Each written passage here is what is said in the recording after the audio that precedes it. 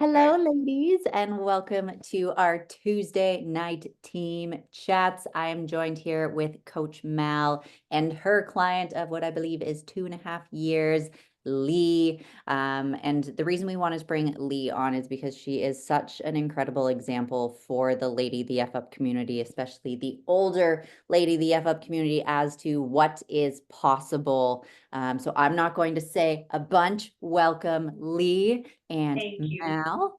Thank How's it going? you. Good, good. I'm super excited to have this dialogue, just because Lee has been such like her journey has been incredible, and both just her personal transformation, but things she's had to overcome during her life, during the last couple of years with her, personal life. And so, kind of I'm very invested in the women that I work with, which all, sorry, Lady FF clients are, or coaches are. But just, yeah, when we reconnected after many, many years, which I will let Lee tell the story of how we Yep, actually know each other. we do. We do.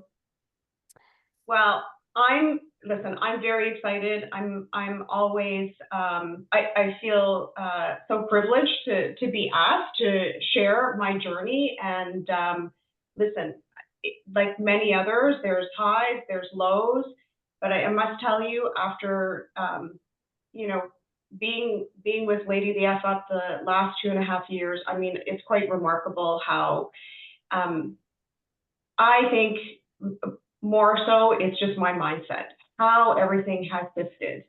And we can talk a lot about, of course, we want those physical changes, and Mel and I have those discussions all the time.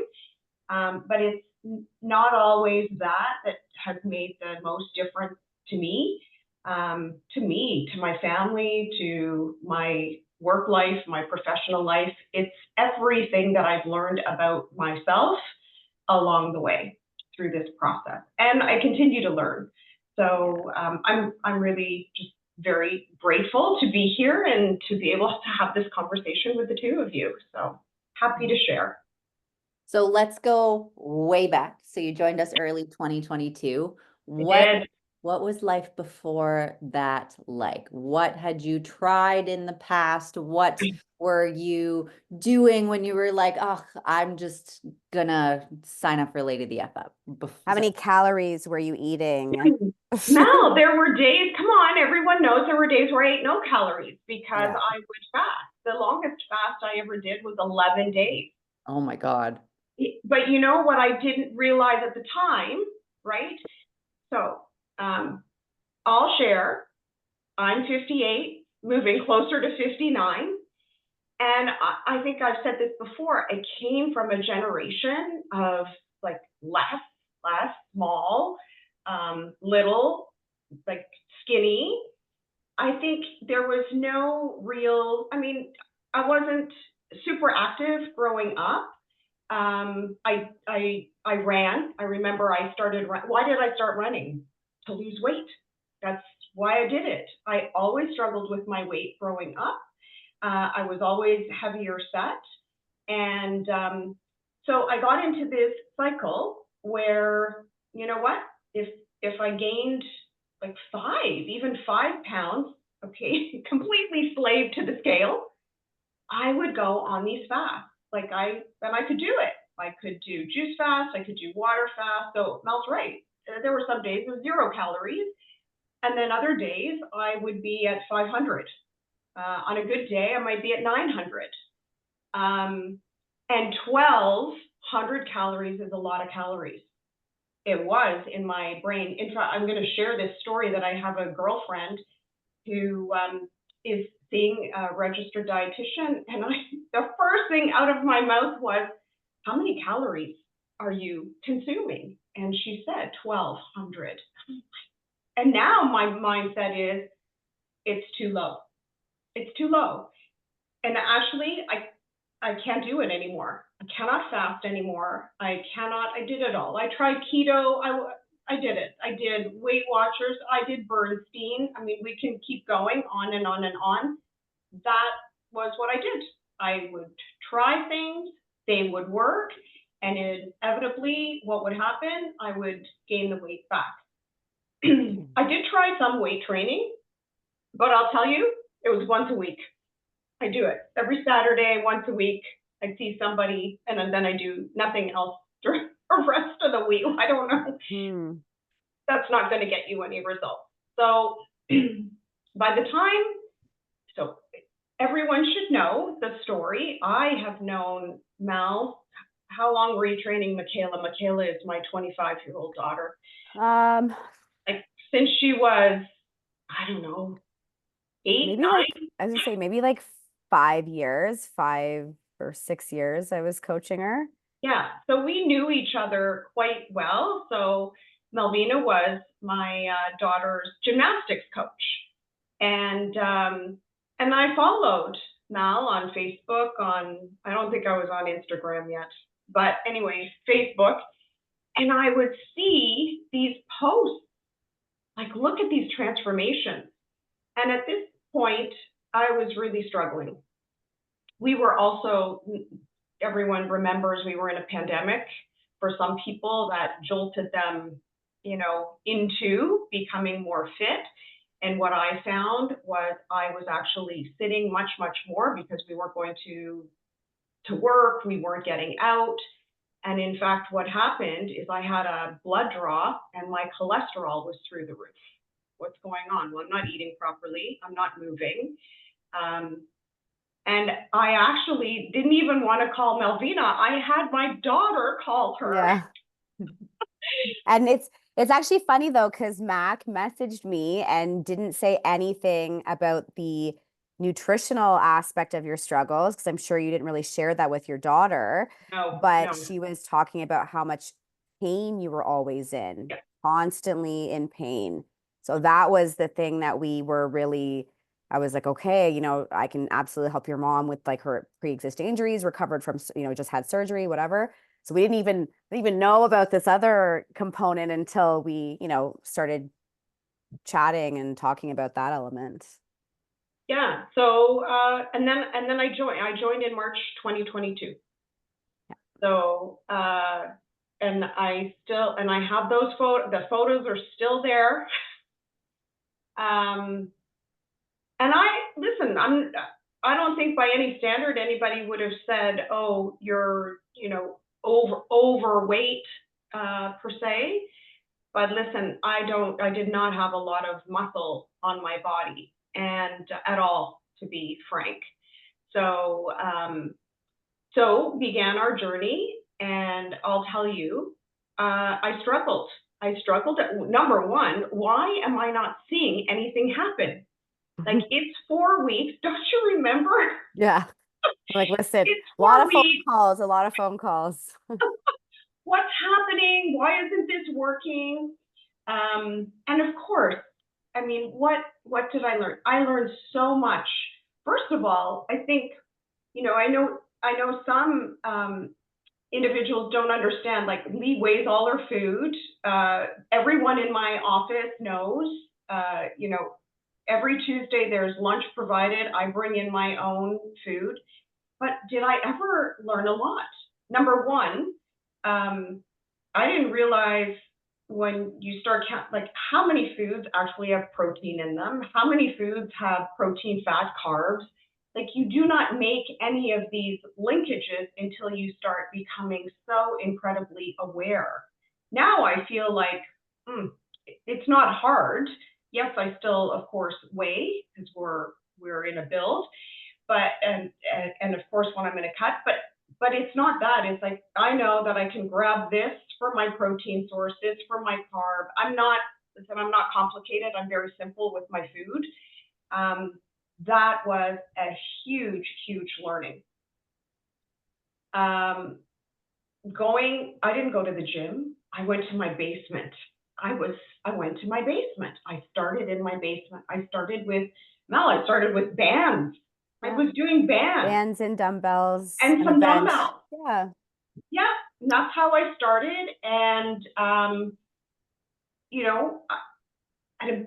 would say maybe at the 4 or 5 month mark, maybe somewhere in there, I remember saying to Melvina, do you think I should get a membership to a gym? She's like, go. Oh, it'll change everything. Yeah. It changed everything. And going to the gym, just again, using machines. It's not even that, it's just navigating the first few times, not really feeling like I knew what I was doing at all, very self-conscious, but I just kept showing up and I just kept showing up. And I don't know what to tell you now. Fast forward, I take up so much space in the gym. I love the gym. Yes. And people know me in the gym. You cannot not know me with this hair. And I can't not have the gym. It's incredible. What do you think held you back for so long from getting into the gym initially? Honestly, Lexi, like, I don't, I don't know how, like, look at me. I don't lift weights. Like, in other words, it's almost like I didn't feel like I had the confidence to actually go into the gym with other people. I mean, it's silly when I think about it, but I was using bands, like I was using bands and I was using dumbbells. Like I didn't have any machines. Great. Like bands, dumbbells are amazing introductory, build up that confidence level workouts. And you can still see really good changes if you go from lifting weights maybe once a week / doing nothing but cardio to now challenging your muscles under band force or 5 or 10 pound dumbbell. Oh, yeah. It's still super effective. No, and I saw results. I saw results in the basement. But I didn't feel like, oh, can I go to the gym? Like, who am I to go to the gym and just go to the gym? Just go. Nobody, I don't know if it's because we're so self-conscious, we're always worried. Like, is somebody watching me? Am I doing this right? Am I doing this wrong? Nobody cares. Like, I know we know this intellectually. Like, we all know it. It's just getting over our own kind of self-imposed noise in our head. It's just noise in our head.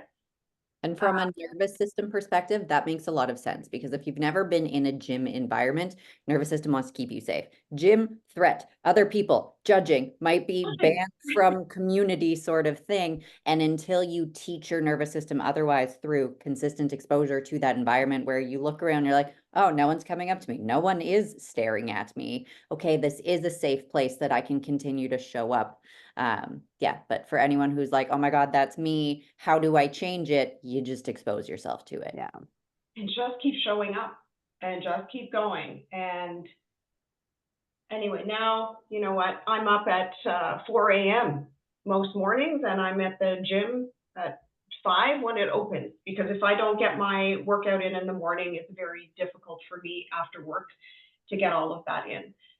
But yeah, I learned an immense amount just of what I am capable of at my age.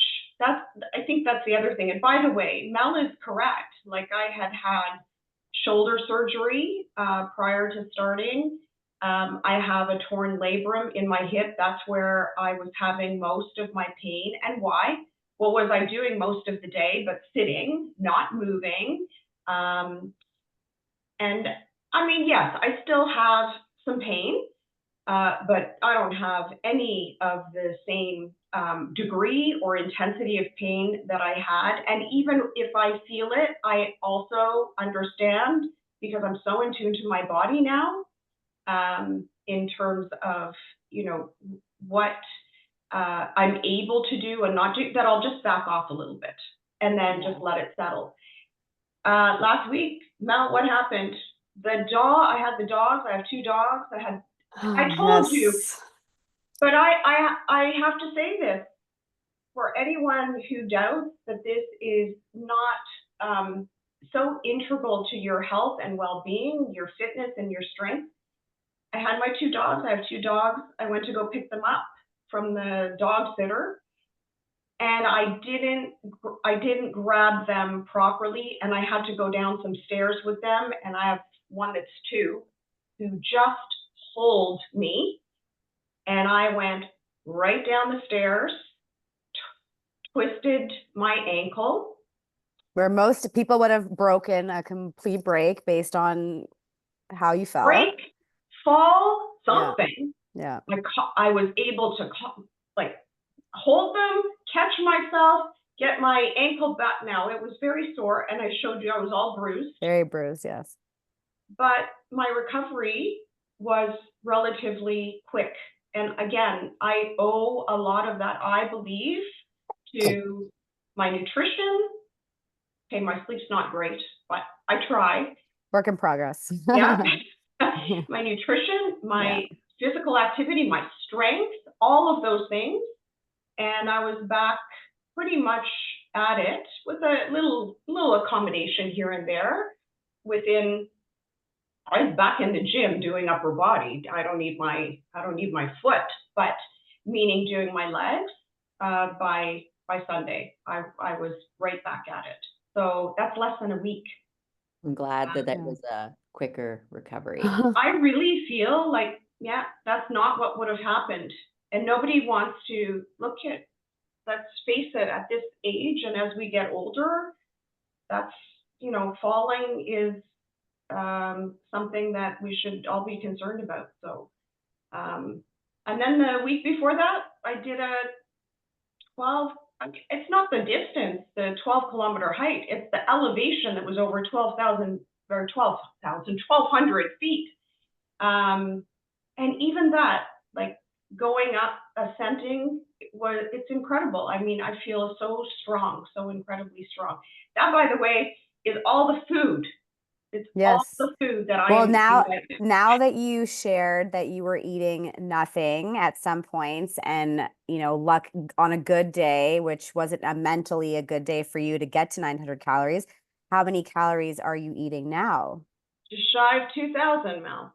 Doing how much cardio? We just introduced a little bit, but none, just walking. There's no cardio. Now you have me doing a little bit of HIIT because I'm telling you I feel a little fluffy earth than I'd like, but that's it. A little HIIT, no cardio. I don't think I've done cardio almost. It's been a while. Like 5 months, 6 months. Love it. So Mal, from a coaching perspective, he comes to you, you have a conversation. Oh, I've done 11-day fasts before and I barely eat and I have, 500 to 900 calories and I'm scared to go above that. What did it take from your side to get Lee to where she is now? Now, keep in mind, everyone, that Lee has been with us for 2.5 years. Okay. This wasn't we fixed your metabolism in 6 weeks thing. No. What was that process? So, I mean, I think the biggest thing is trust and knowledge and just time. So for me, I had a conversation with her is that you can't diet, you can't get leaner right now.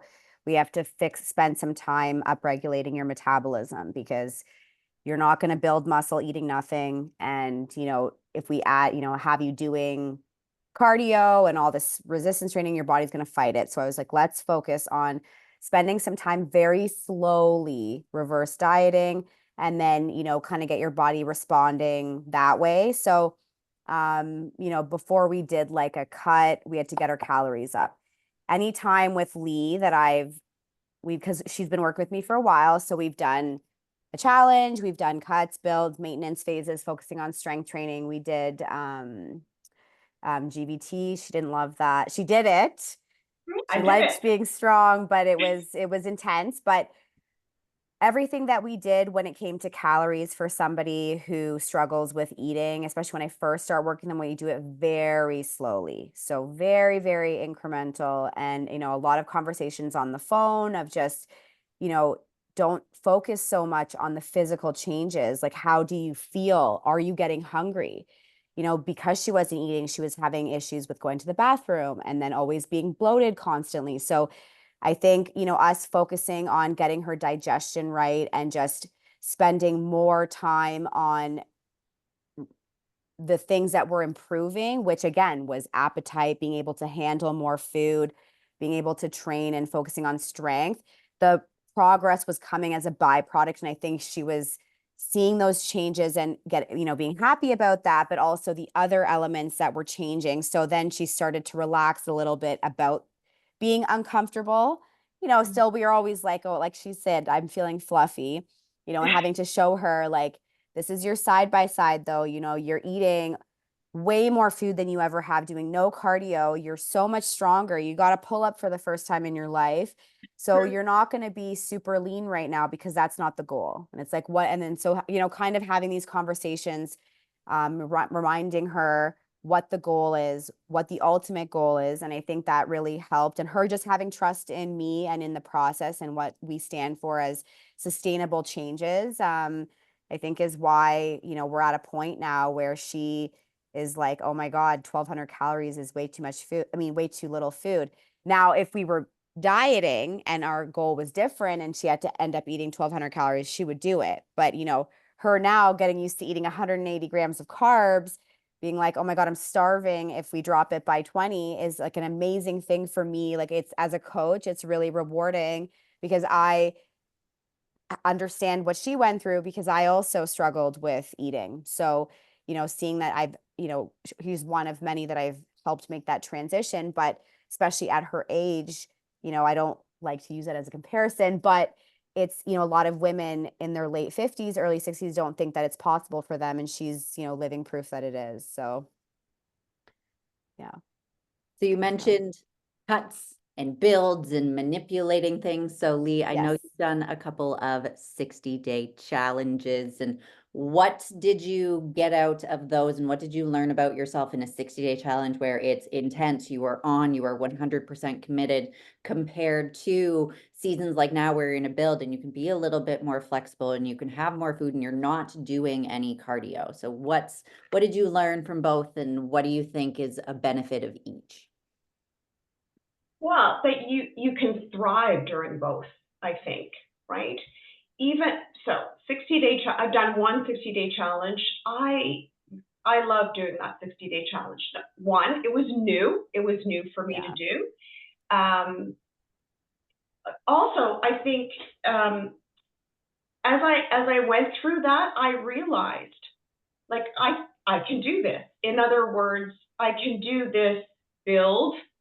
And then we know what we need to do if we want to get rid of the fluff. I call it the fluff. That's exactly how I feel. I just feel fluffy. That 60-day challenge for me, I don't know how to describe it.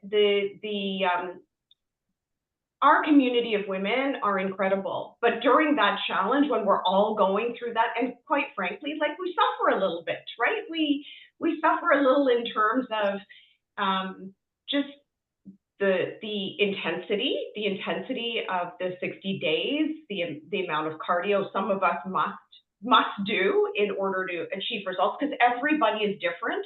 So one of the things I have learned is this. I love to see the transformations, but everybody's journey is different. And sometimes as women, we still have this comparison mindset. And I mean, just that whole process of cutting, I don't think, I actually, when I saw my photos, didn't believe that was me. Really and truly, Yeah. I didn't believe it was me. Is that me? Like, did I do that? And I felt like I didn't do it alone. That's the other thing. You don't do it alone. You've just got this group of incredible women all doing it. And I don't know. I love that whole process, that 60-day challenge. And this for me now, the build coming out of that. Again, I think I'm in awe a little bit. I told Mel, like, I'm up. So this is how you know I have overcome the number on the scale, because I am up 10 pounds from where I was. That, for someone like me, where I came from, what did I say? Mel, if I'm up 10 pounds, is there some muscle under all my fluff? I hope so. There has to be. because I know how much weight I can also move differently, and also the weight of, has changed. So I know I'm stronger. I'm much, much stronger. That's the food. So I think both have this opportunity to teach you different things. So I also know, because I think for some, it might get, like, I'm not going to lie, it scares me a little, like where I am, like over the course of the last, 7, 8 months, is so vastly different. I look different. I think I look different. And yet I know it's okay. We know what we're going to do. So it then becomes this confidence, right? Once you go through these phases, that you have the ability to do it again. And that each time, like what I'm hoping, and I know in speaking with Malvina, that maybe we don't have to take my calories down so low. Yeah. The next time. Then we do another build. Maybe I'm going to go over can you imagine? Over 2,000 calories. It's a big change. In the way I'm thinking. Yeah. Yeah. Yeah. Yeah. Yeah.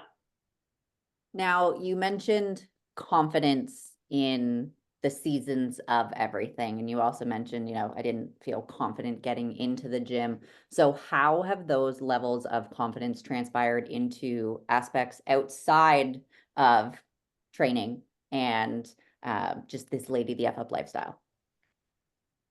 I think for me, it shows up everywhere. It shows because there's a level of, self-confidence, self-esteem, self-reliance, and self-efficacy. So that comes not just in the gym, that comes in my professional life, comes into play in my personal life, even in the way that, I think I engage with others. And I think I said, like, I think before I probably didn't, it's not that I didn't own who I was. There's just another aspect of myself that I've learned through the process, in terms of potential belief, especially, I mean, I don't like to bring the age into the conversation that much, but at this stage, often there are certain aspects, especially professionally, where it gets a little more challenging. And I feel like I just own everything. And as I said, like, I own my space, I take up space. And I think my confidence and my self-assuredness, this is what I will say, is that I know that things can be thrown at me. And this year, personally, my husband was diagnosed with cancer. I know it was a little tough, trying to just balance everything, but God, if I didn't have this, I don't know that I would have gotten through it. And what I can tell you is I know no matter what, I can handle anything and everything. It doesn't need to be easy. I just know I have that capacity and that capability. And part of that is just seeing where I was 2.5 years ago and where I am today, and knowing whether it's this, my lifestyle, or whether I choose to do something else and it's completely new and completely foreign and something I didn't think I could do. I can do it. I can do it. Amazing. It's inspiring. Now, Mal, with Mhm. life stressors, and I can imagine Lee, having cancer come into the family, there's a lot of medical appointments. I've been through that the past 3 years as well. So my condolences and my love to you.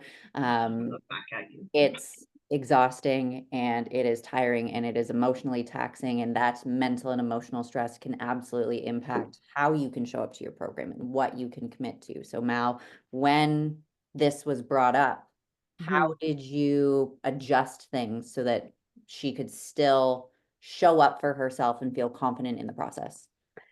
Well, one thing that I obviously appreciated was she was very open with me about everything going on with her husband. So it was more like, what can you handle? It was a conversation, what can you tolerate? Because I know for her mentally, she couldn't do nothing. And I said, I don't want you to not do anything.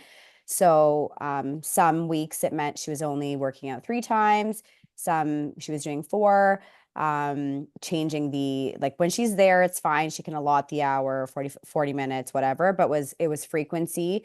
And she might not some days able to be 100% because she was in the hospital with like her diet, and I was like, just do what you can, prioritize protein, just don't eat anything that you're not going to feel good having. So there was a little bit more, like, obviously I was empathetic and I wasn't, I was supporting her the way that she needed, but helping her still prioritize herself as well, because she wouldn't be able to feel as strong. And then some weeks we kind of just put, like, at the time, I think you were still doing a little bit of cardio. I can't remember, Mhm. or yeah. So we were just trying to dial it back Very so little. that, Yeah.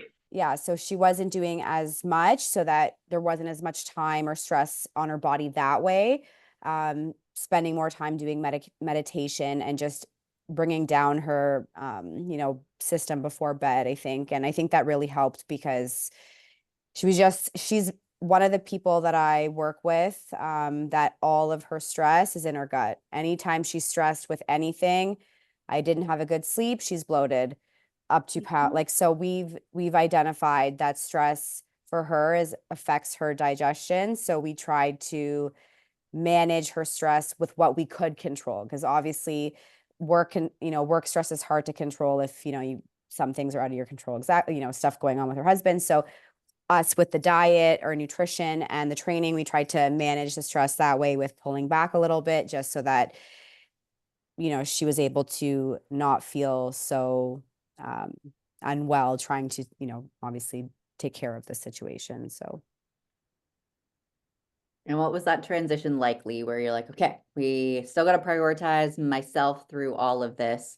But how did pulling back feel in terms of being like, yeah, I got this. I can still do it and have that adaptability and flexibility? I think that's it. So let's see. First of all, I mean, I was so supported with Mel, and just trying to figure out how best to. I couldn't not do anything. The gym is a stress reliever for me. So it was more about, okay. I think at the time I was in the gym I was in 5 days a week, and exactly as she said, like, we had to talk about, okay, we'll pull it back. Like, I don't like to do less than 4 anyway. I like at least minimum is 4. So just tailoring that. And how did I feel?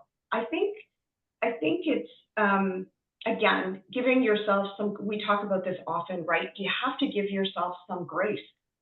This is not about perfection. We talk about that all the time. It's just, I also had to show up for me in order to be what I needed to for my husband and for my family. So I needed that. So um, how did it feel? It felt necessary, but it wasn't this abandon, like, we're going to abandon ship. Like, now I'm only going to focus on this. Of course, that's the priority, his health and his well-being and making sure the family is okay.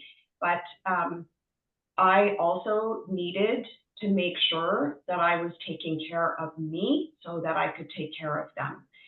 So you know what, we always, at least where it was always that, this is what I have learned. This is like, if this is the only thing I take away, it is not about all or nothing. It really isn't. It's just building this. It is now built into my life. So it's not something that I ever feel like listen, I'm looking forward to being 65 and 70 in the gym and taking up space in the gym. So I don't see this as ever not being part of my lifestyle. So sometimes it's just a necessity, right? It's life. But life life is like, we don't always choose these things, but we can choose, right, how we're going to deal with what's happening. And I think yeah, it was okay. It was okay I wasn't in the gym 5 days. And if I had a week where it was 3 days, it's okay. Mhm. It's okay. Yeah. Yeah. Now, on the topic of the gym, so you started out just in Ah. basement, bands, dumbbells. Okay, Mal, let's get into the gym. Now, I regularly see you on Mal's stories at HQ looking fit as fuck. Your arms are I True. jacked, love that. Yes. Fit butt as is fuck. fucking Okay. fit as Yes. fuck. So Not tell wrong. me about what training at HQ is like, what training in person with Mal is like, and how that elevated your resistance training experience. Okay, it's completely, I told you this, game changer. I would write a game changer. That's it. Like, in a nutshell, as I said, I don't know that I don't think we had ever trained in person, Mel, until I went into HQ. But Yeah. I would send Mel my form videos. I would, Yeah. and she would, and she would tailor things and adjust things. Everything changed when I went into headquarters. I love headquarters. I love the machines at headquarters. They're special. People there are special, and training with Mal in person changed everything. The most subtle, subtle things, even just a touch. So when I went into the way I train in the gym now, I would tell you, is different. It's different. The cues I received from Mel in person, and then taking that into the gym, and then I hear her. Or, okay, no, it's good. It's all good. I hear her. Always in your head. Yeah, even like slowing things down, which I know to do. Again, some of this it's very intellectual, but when you feel it, training one-on-one, I don't think, in my view, like, listen, you don't see I'm not going to change like that at all. We know that it takes a lot of time, and especially someone at my age is a little longer, but I feel like I can feel the difference when I'm training, more so than before, based on just the time that we've spent together. And I'll probably do another round again, because I'm there and then I go off on my own for a bit, and then I come back. Yeah. And anyway, I highly, highly, highly recommend it. It will not be the same afterwards. It will not. Mal, when Lee first came in for the first couple of in-person, what were the common errors that you were seeing her make that had to be addressed, that elevated her training as like, oh my God, this makes the world of a difference? I think she was, which many of us first do when we train, which is lift way too heavy and never do a full range challenge. So I think a lot of the things that she was doing where she wasn't feeling the contraction doesn't mean she wasn't feeling her muscle, her legs, for example, her glutes being worked, but she wasn't feeling the same kind of tension because she wasn't fully challenging the muscle because the weight was too heavy. She's still doing the motion, but not, that little bit at the top or the little bit at the bottom where in the lengthen or shorten position, she wasn't ever getting there. So, pulling back on the weight and just focusing on the exercise itself and the contraction, I think made a big difference with her feeling it, with not needing as much. Because I find too with some women, they'll lift really heavy and then it's too much of a stimulus where you're not getting something out of it, but then you're so burnt out or in pain, like just very fatigued or really sore and not recovering well. I mean, yes, there's other reasons, but something that I've learned personally from training and that now Lee is aware of is that you don't need to, yes, you need to progressively overload your muscle, but you don't need to be lifting so heavy to get the same outcome. So I think that was a big one, just making sure she was bracing her core in a lot of the exercises she wasn't doing. So it's very easy for people to, feel a little bit of a tinge in the low back or feel it in their low back when they shouldn't be based on core bracing. Sometimes you're not even aware of it because you're focusing on so many other things. So I think I would say those were probably, and then just as she mentioned, just tempo, just slowing things down and what true going to true failure was, because it's always easier your mind gives up before your body does, but I'm literally in her head, in her face being like, you're not stopping. And just the environment at HQ for any women that have been there, it's like next level of like, it's such an intense, good vibe there that you want to keep pushing because everyone else is doing that around you. So I think, that's something that you can attest to. You took away that kind of experience. So every morning she was ready to go and she was drenched when she left and, always feeling really good. Right. Yeah. Yeah.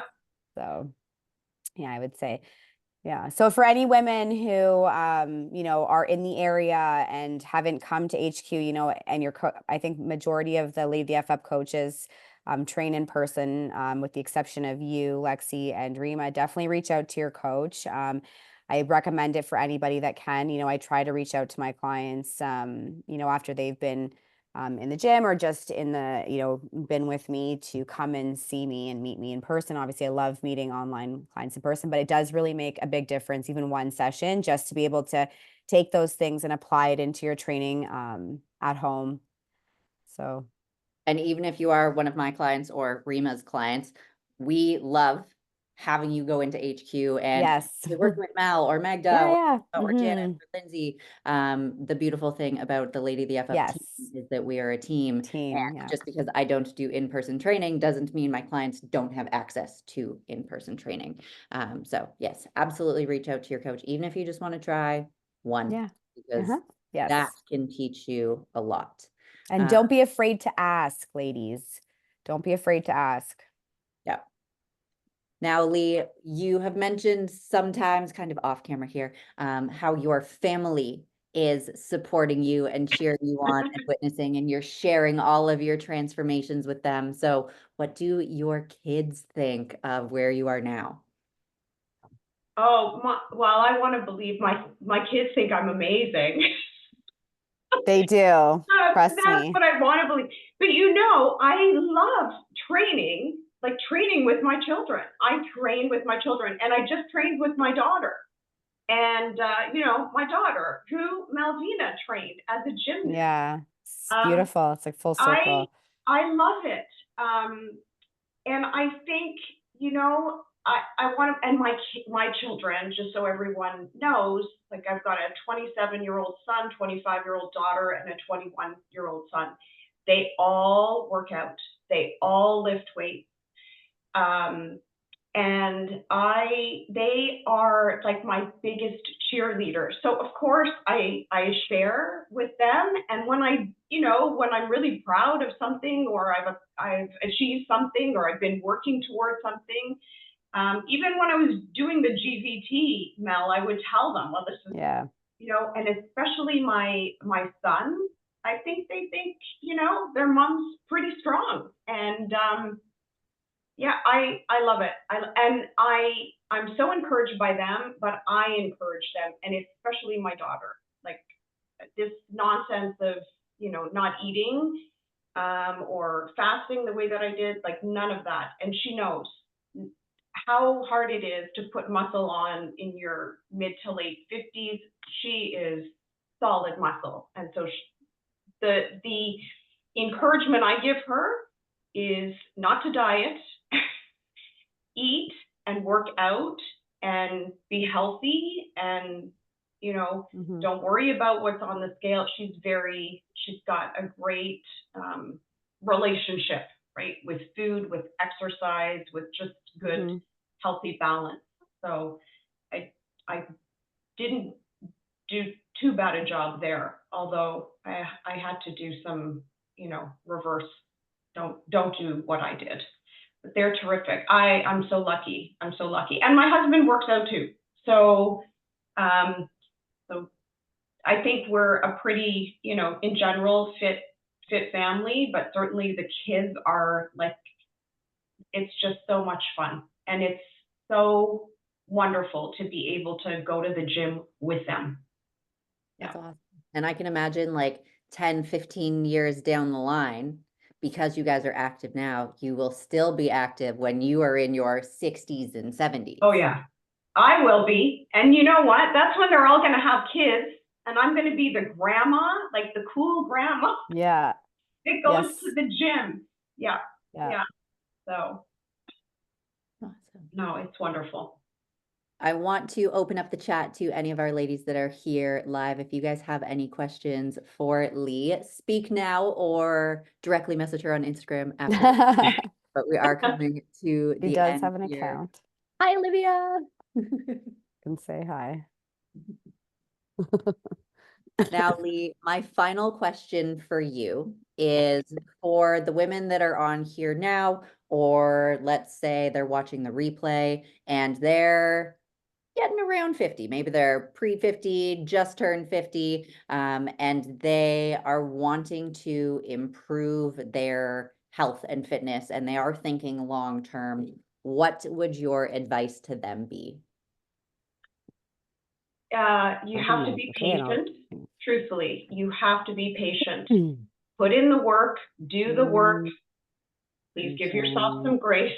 And it's not gonna happen quickly. Or at least my experience was that it doesn't happen quickly. But it happens, and it truly is the process, and learning more about yourself than I think you ever imagined, especially if you think it's not possible. I'm telling you, it's possible. It's possible. And boy, do you ever feel incredible when you just, chip away and slowly hit these little milestones. And it's not always the physical milestones. It's all of the other pieces that that you experience along the way that I think makes such a dramatic change. By the way, I don't know what 58 really feels like. It's just an age. I can run circles around some 20-year-olds. So I don't know. I just want health and vitality and health span, right? And I feel like this is what this has given me. And again, like we would tell our children this, anyone who's a parent, you can accomplish anything you put your mind to. And I promise this is the same, irrespective of your age. I love that. Me too. I think that is a beautiful note to end it on. So thank you, Mal, and thank you, Lee, for spending time with us. Thank also, you. Shout out to Deepika and Diana, and I knew we had Amy on here a little bit, and Linda. We appreciate you guys tuning in live, and if you made it to the end of the replay, we also appreciate you. You can find Lee on Instagram. The easiest way is probably to go to the LadyTheFUp Instagram and then click on followers and then just type in Lee. She'll be one of the first ones that pop up there, and you are welcome to reach out.